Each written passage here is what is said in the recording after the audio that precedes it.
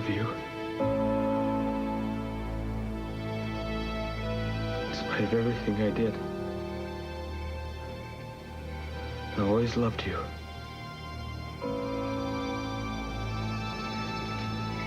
Now you'll never know that.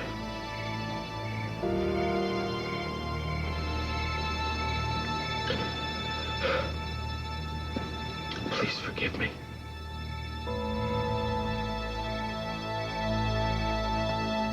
Yes, I understand that. I applied through the department. I was told there would not be a problem.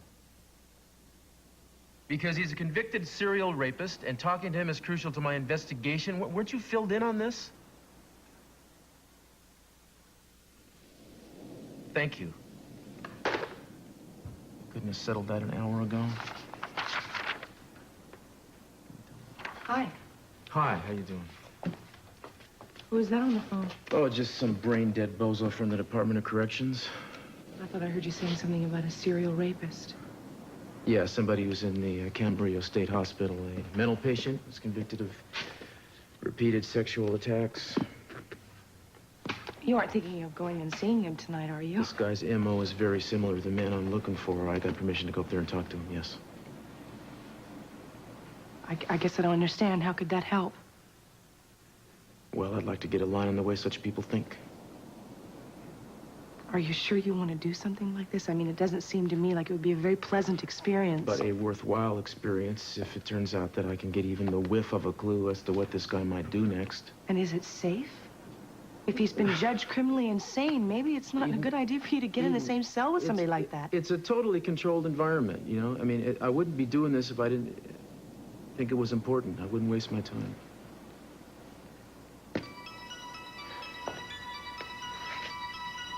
Be careful.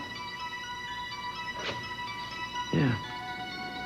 I mean, think about it, you know? If I can get even a little bit of insight into what passes for a mind in somebody like this, maybe we could put an end to this nightmare. Wouldn't that be worth just about anything? The time we had together was the most wonderful time of my life. I was happy. I was whole.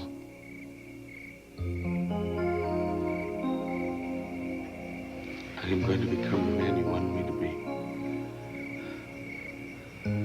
You were right. I need help. And I'm going to get it. I just don't know if I can do it without you.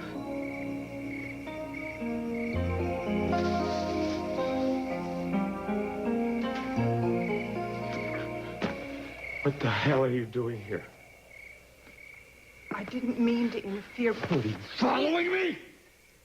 Kane, I'm worried about you. Yeah. Please.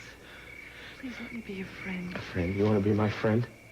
Yeah, you want to be my friend until you get the right angle on your story.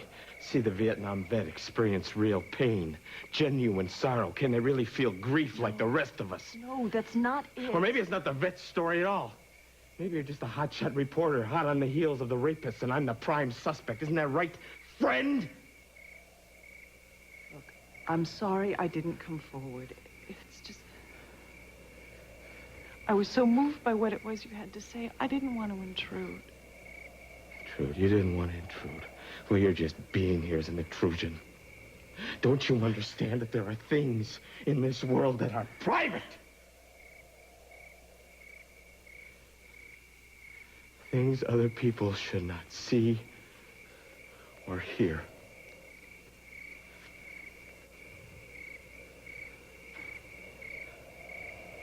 Now, I want you to stay the hell away from me. No, I can't do that. Aside from my personal concern, I do have a job to do. Well, swell. But you're gonna do it without me. Now, I mean this. You stay the hell away from me. You got it?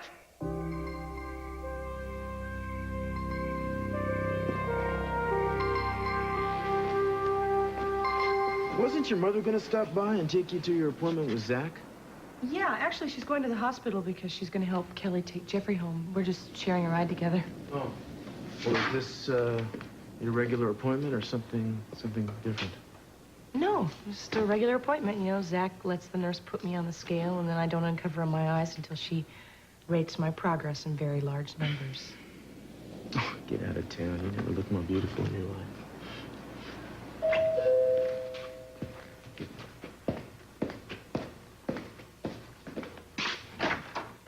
Hi. Hi, Sophia, Annie. how you doing? Okay, how are you? Okay. Come on. Hi. How are you? Okay. Look lovely. So are you. So you two be good. I gotta take off. I'll see you later, Okay. okay? Hey, bye. Take care. Okay. You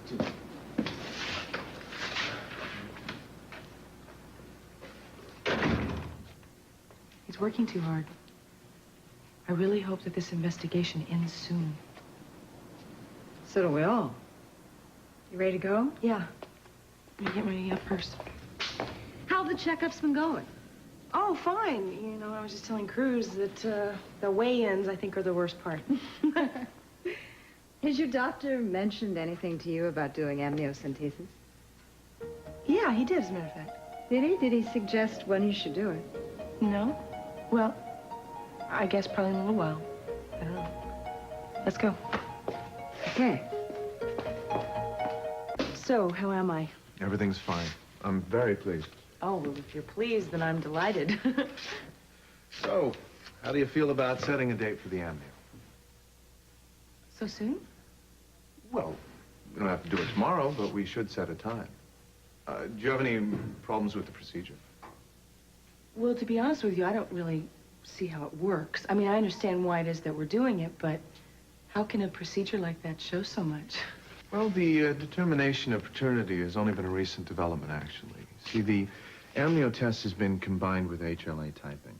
It analyzes the white blood cells from you and your husband, and then it characterizes a field of cell surface proteins called HLA antigens. You see, once we establish the HLA types of the parents, we combine those with the fetal cells taken through the amnio. And how accurate is it? Well, it's about 96%. Oh, well, that's wonderful. I have to tell you, though, this procedure really worries me. Tell me why. Well, you know my case history. I've had 2 miscarriages. I had an operation. Of course. Well, I know the risks involved in this procedure, and I don't know if I'm willing to take those risks. Cruz and I want this baby. I want this baby. I'm just not willing to jeopardize it. I have not a doubt in my mind who the father of my child is. Why should I have to take a test confirming what I already know? I understand your apprehensions, and I have great respect for your intuition, but this is a very serious matter. No. I really don't think it is. I think we're making it into one. Well, have you talked to Cruz? I mean, does he know that you're against the test? I guess not. No, not exactly. Well, I think you should talk to him. I mean, he does have a stake in this, and he should have a voice. Why don't you discuss it with him, and then, well, we can decide what's best, all right?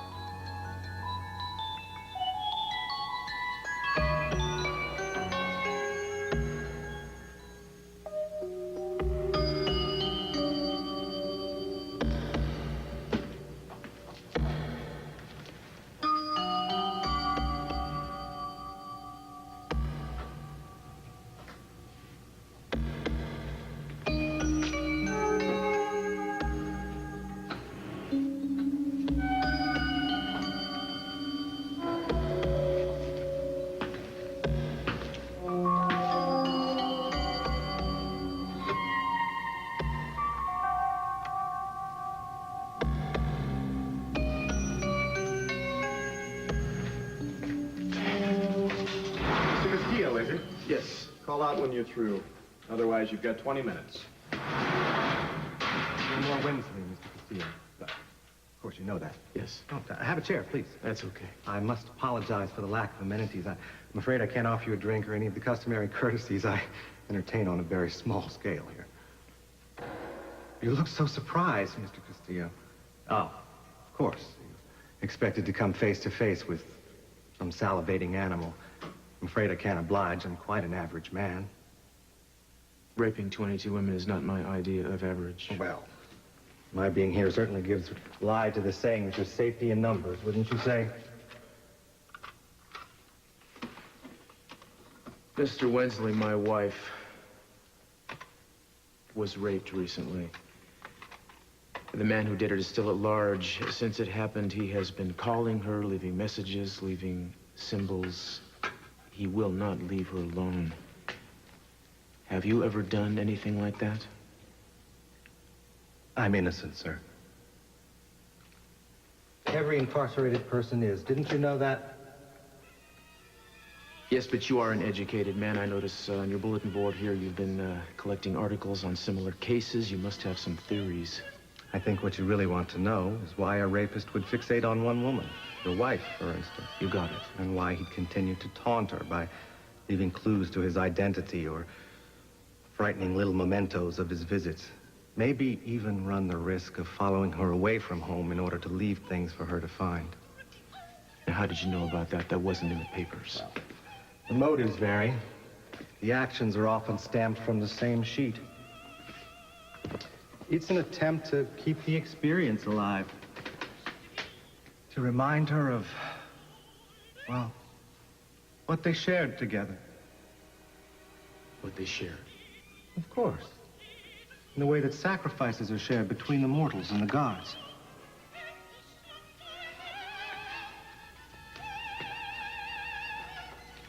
And what part does the woman play in that? The sacrifice? Exactly. The noble sacrifice. The woman offers herself up, and the man imposes his will upon her, thereby emulating the gods.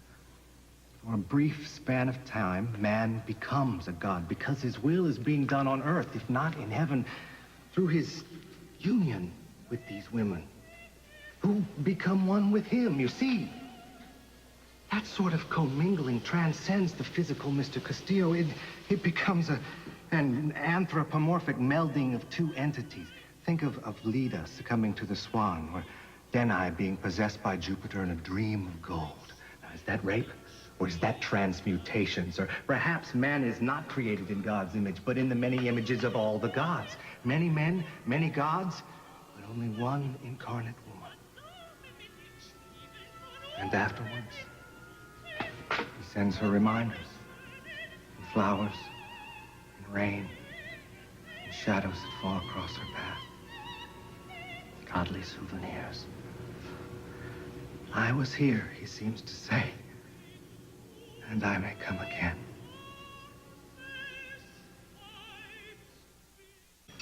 Something tells me I'm wasting my time. No, wait. I can tell you what you want to know. I don't think so. No? Your man is reasonably young, well-educated, rather sophisticated, someone with an intense psychological drama in his background. Uh-huh. He likes young blonde women, or rather, he hates them. Why? Transference, Mr. Castillo. He's getting revenge. On who? On the person who hurt him most.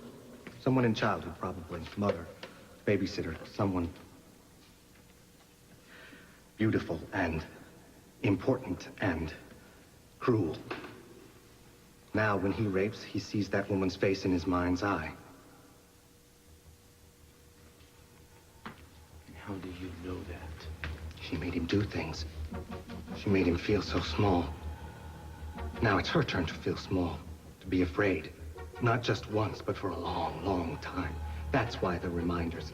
Keep the fear alive. Let her know the tables have turned. He doesn't give up. He doesn't give in. At the rate this man is taking chances, I find it hard to believe he doesn't want to be caught. He is not afraid of being caught. He's someone she would never suspect. Don't you understand? He chose her for that exact reason. She knows him. Exactly, Mr. Castillo. That's the whole point.